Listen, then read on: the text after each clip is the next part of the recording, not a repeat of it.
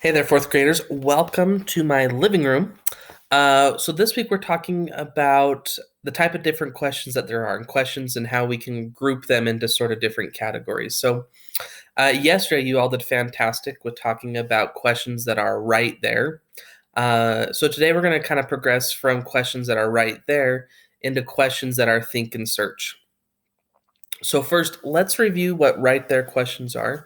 Right there questions are questions that you can find straight in the text that you don't have to do a lot of inferencing or processing or grouping of information across across different pages. The answer is just going to be right there in the text. So I want to review some of the right there questions that we came up with in our Canvas discussion. And I thought everyone did an awesome one with this. McKenna asks in what chapter Violet found out her sister was in jail. That's a great right there question to ask. I just have to find out where she figures out that Violet went to jail, and then, or sorry, that Chloe went to jail, and then see which chapter. That's a right there question. Same thing. Kayla asked the same one. Where were Violet and Myrtle when they found out Chloe went to jail? Lexi had a great one too. How much more did Mr. Martin have to pay for Myrtle's ticket? That's a very specific, right there type of question where you just go and find that specific spot in the text. How many letters did Violet get at the beginning of the book? That's another great right there question. Thanks, Zach, where the answer can be found right at a specific spot in the text. How many letters? Bowen had kind of a similar question. That's a great one, Bowen. What was the news I posted in the class chat? So Corver had a great question too. That is a right there question that I'd have to go straight to that part in the Canvas course. It's not in the Hope Chest, but it's a right there question. So great job, Corver. Was Myrtle able to ride in the same car as Violet and the rest of the group? And the answer is no for that one. So good job, Emma. Now notice that answer might have been a lot different if she changed it from was Myrtle to why Myrtle wasn't able. That would be more of the type of question we're talking about today. But just was Myrtle, that's a great yes or no question that would be found right there in the text. Why did Chloe go to jail too? That's one that would be found right there in the text. It's kind of a surprise to Violet, but it's found at a specific spot in the text without having to figure a lot out. And then Ben, same one. Why did Chloe go to jail? Excellent. And then, so Harper, why couldn't Myrtle ride in the same car as Violet? I would probably classify that one as more of a think and search. And I'll talk a little bit about why when we get to the think and search. And then Addie is wondering why they had to pay more for Myrtle. That's a great question too. And that's more of a think and search too. But I think that's an excellent example of a think and search question. Why did Violet and Myrtle go to Tennessee? That's a great right there question, Claire, because we can say, well, they went to go get Chloe. Excellent. Thanks. And then thanks, Millie. So why could Myrtle not go in the same car as Violet? Again, a think and search question. Where did Violet go the first time she ran away from home? That's an excellent right there question, Sierra. She went and got on a train and went to New York, but that can be found right there in the text. Will they see Hobie again? That's actually an author and me question. That's one where you kind of are making a prediction of what's going to happen. So great question, Kylie. What was the date of the first letter that Chloe sent to Violet? Wow, Bennett, that's a fantastic one because I can go right to that very first letter that Chloe or that Violet read and see the date on it. So great question, Bennett.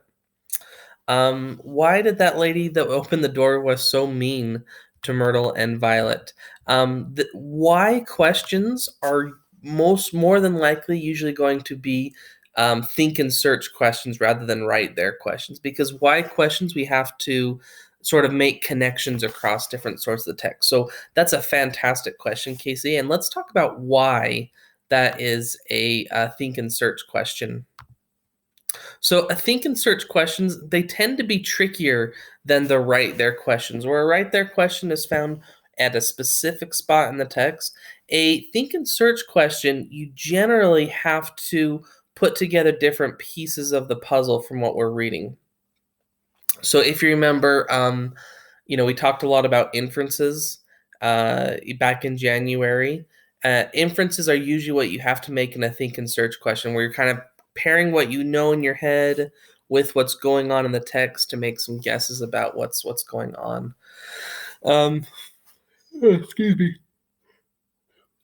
These answers can be within a paragraph, across paragraphs, or even across chapters of books. So again, you're having to sort of make connections across multiple parts of the book. This is a smaller cutout from that larger poster that we've looked at.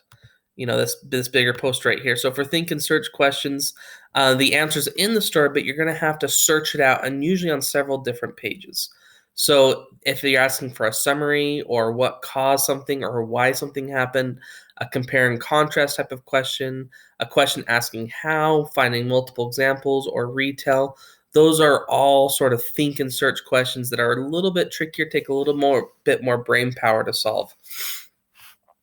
So, two examples that we've done of think and search questions this year in fourth grade is back when we were reading Love That Dog, we talked a lot about how Jack's attitude towards poetry changed by the end of the book.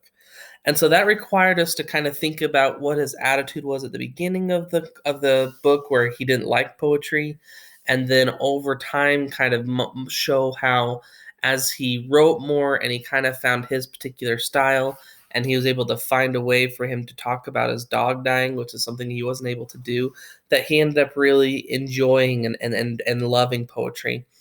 And so that's a think and search question, because we sort of had to piece everything together over the book. So that's one example. Another one from Holes from the very beginning of the year is how Stanley and Zero broke the curse.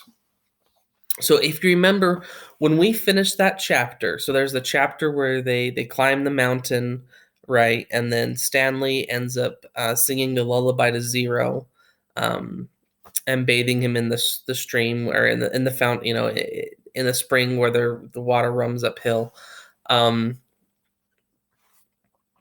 we read that chapter in fourth grade, we went back and we pieced together every single little part that helped us understand why why that one event helped Stanley and Zero break the curse.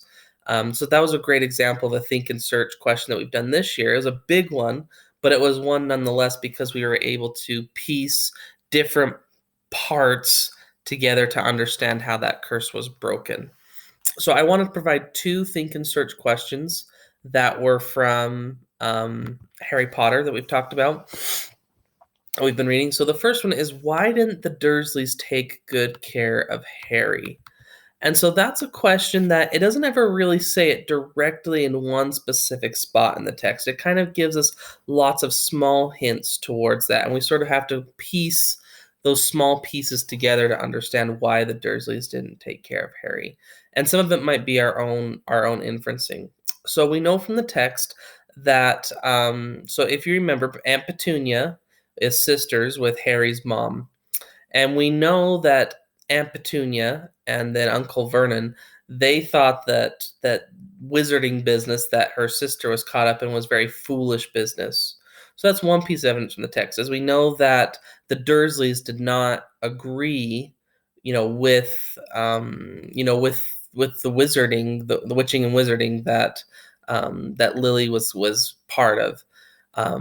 We also know that they kind of thought that that's what got her killed, was that she went off and got caught up in witchcraft, and that's what ended up being the death of her. And so we know that because they kind of had disowned Lily, Harry's mom, that then all of a sudden when they get Harry, they just kind of automatically disowned Harry as well. And so, that's kind of one reason why we could say that the Dursleys didn't take very good care of Harry. And it's not really one specific spot in the text. We kind of have to piece different parts of it together. This next one is just barely from what we read yesterday. How did Filch know there would be students in the castle around midnight? So we have to sort of piece this together. So when Harry and Ron and Neville and Hermione, when they're leaving, I mean, really not very long after they've left the Gryffindor Tower, all of a sudden they bump into Filch, and there's a big chunk of the text there of that reading yesterday where they're trying to escape where they're trying to escape Filch. So Filch knew that there would be students that would be in the castle around midnight time. So how would he have known that?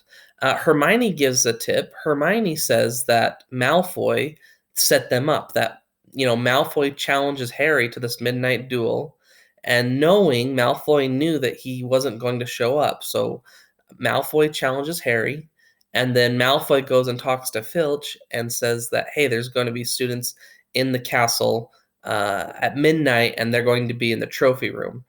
And that is how we know that Filch knew there would be students in the castle around midnight. And so it's not found in one specific spot in the text. We have to kind of sort of piece different parts of the text together.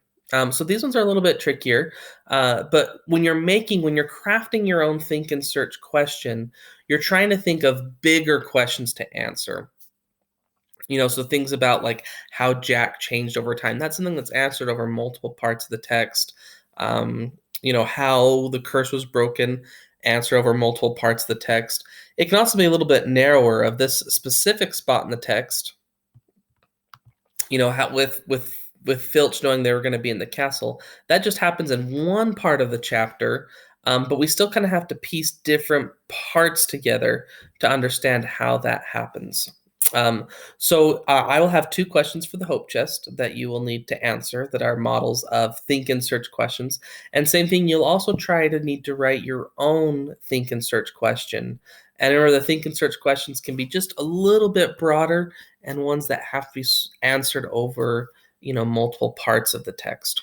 So thank you so much for listening. I'm very proud of the online work that you're doing, and let's keep up the good work. Bye-bye.